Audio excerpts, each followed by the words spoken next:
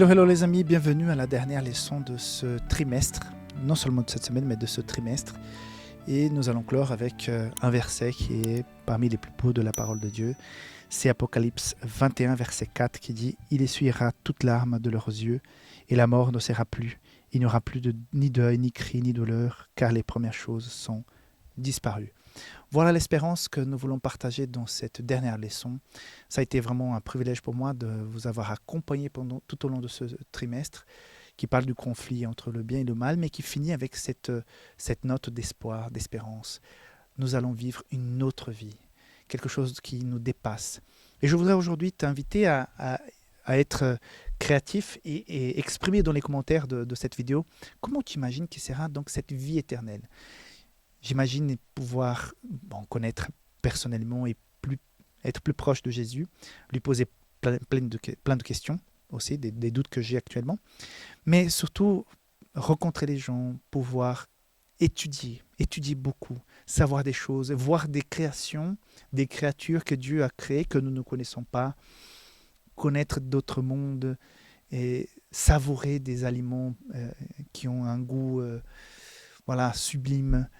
Ça va être vraiment génial. Mais comment vois-tu cette vie éternelle, cette expérience céleste?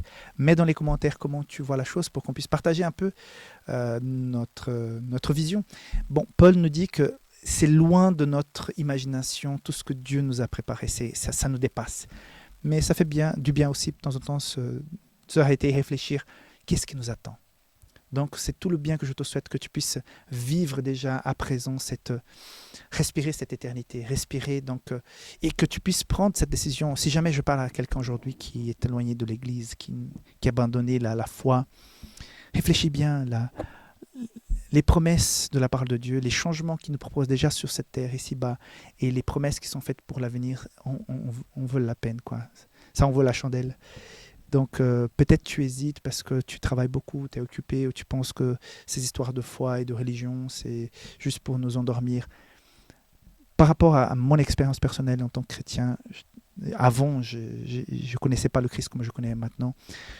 C'est mon témoignage personnel, ça vaut la peine, ça change depuis l'intérieur, ça donne un autre regard, d'autres valeurs à la vie, ça vaut la peine. Donc si jamais tu hésites parce que tu as des doutes, moi aussi j'ai des doutes, mais c'est la foi, il faut goûter la foi, il faut laisser s'imprégner de cette espérance.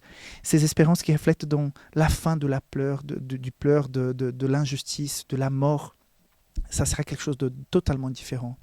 Et nous avons un Dieu capable de faire ça. Celui qui est venu, qui est mort en tant que notre sauveur, en tant qu'agneau. Dieu qui est mort pour nous.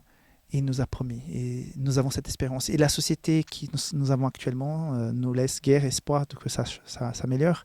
On voit les signes, on voit tout ce que nous avons étudié pendant cette leçon, ce trimestre, les signes qui nous annoncent qu'effectivement le retour de Jésus est proche. Donc que Dieu puisse te bénir, que Dieu puisse t'inspirer, que tu puisses retrouver les rangs de ceux qui marchent vers la Canaan céleste. Parce qu'à mon avis, ça en vaut la peine, puisque la parole de Dieu dit et on constate que les choses qu'elle a dites sont vraies. Donc, merci beaucoup de m'avoir accompagné pendant tout ce trimestre. Nous nous retrouverons donc demain pour ce troisième trimestre. Que Dieu puisse donc te bénir et que tu puisses avoir un très très bon sabbat, que tu puisses aller à l'église demain. Organise-toi pour être présent, pour participer, pour vivre un moment de fraternité, de s'approcher des gens, même des gens que tu ne connais pas, que tu puisses les saluer et vivre vraiment quelque chose de beau, une belle expérience au niveau de l'Église. Dieu te garde, on se voit donc demain pour le début du troisième trimestre. D'ici là, que Dieu te garde. Bye bye.